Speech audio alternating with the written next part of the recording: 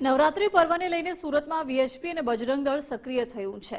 ગરબાના આયોજકોને વિધર્મીને પ્રવેશ ન આપવા સૂચના આપી છે। વિધર્મી કલાકાર કે બાઉન્સરોને પણ ન રાખવા માટે સૂચના અપાઈ છે। ખેલૈયાઓ માટે હેલ્પલાઇન નંબર પણ જાહેર કરવામાં આવ્યો છે। વિધર્મી હિન્દુ દીકરીને હેરાન કરશે તો છોડવામાં નહીં આવે। ટ્રેડિશનલ ડ્રેસમાં યુવકો અને બહેનો સરપ્રાઇઝ ચેકિંગ કરશે। નવરાત્રી એટલે માં જગદંબાની ઉપાસના અને આરાધનાનો તહેવાર કહેવાય અને આ તહેવારોમાં વધારે પડતા અસામાજિક તત્વો અને વિધર્મીઓ હિન્દુ બહેન દીકરીઓને લવ જેહાદમાં ફસાવવાનો પ્રયત્ન કરે છે। એના માટે વિશ્વ હિન્દુ પરિષદ અને બજરંગ દળ દ્વારા આ વર્ષે બી સરપ્રાઇઝ ચેકિંગનું આયોજન કરવામાં આવેલું છે। સરપ્રાઇઝ ચેકિંગ હર વર્ષની જેમ નહીં, પણ આ વર્ષનું સરપ્રાઇઝ ચેકિંગ અલગ પ્રકારનું છે।